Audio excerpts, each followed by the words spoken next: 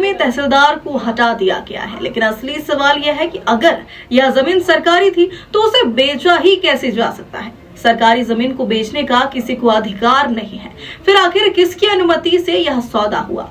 उन्होंने यह भी पूछा कि अगर तहसीलदार का कहना है कि उसने किसी तरह के कागजात पर हस्ताक्षर नहीं किए, तो फिर जमीन किसने और कैसे बेची। सांसद सूले ने महाराष्ट्र के मुख्यमंत्री से हाथ जोड़कर अपील की कि वह इस पूरे प्रकरण की सच्चाई जनता के सामने रखे। उन्होंने कहा कि पारदर्शिता और जवाबदेही लोकतंत्र की आत्मा है और सरकार को स्पष्ट रूप से बताना चाहिए कि सरकारी जमीन के सौदे में आखिरकार गड़बड़ी हुई या नहीं। सूले ने इस मुद्दे पर निष्पक्ष जांच की भी मांग की और कहा कि सत्य चाहे जो भी हो उसे जनता के सामने लाना आवश्यक है। मेरे ख्याल से महाराष्ट्र सरकार से बड़े मिक्स सिग्नल्स आ रहे हैं।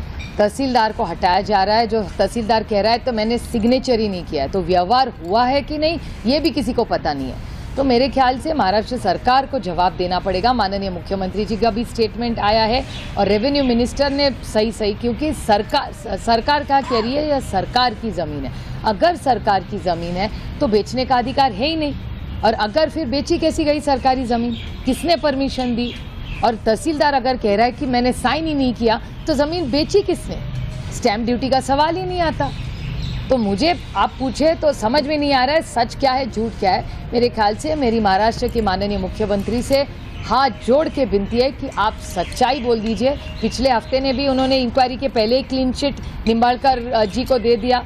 वो मुंडे की वो डॉक्टर मुंडे इतनी अच्छी लड़की है, वो उसका खून हुआ कि हत्या हुई, क्या हुई वो वक्त ही बताएगा इंक्वायरी के बाद। उसके पहले ही माननीय मुख्यमंत्री जी ने उनको क्लीन चिट दे दिया। तो समझ में नहीं आ रहा है इतनी बड़ी मेजॉरिटी मिलने के बाद भी महाराष्ट्र सरकार में हो क्या रहा है, सरकार कौन चला रहा है, कुछ समझ में नहीं आ रहा है। मैम, आप पे ये किया जा रहा है कि क्योंकि आप पार्थ पवार की रिलेटिव है इसलिए आप उनको सॉफ्ट कॉर्नर ठीक है। एक लोकतंत्र, देखिए एक लोकतंत्र में हर एक को बोलने का अधिकार है, तो इतना तो नोक झोंक तो चलती रहती है।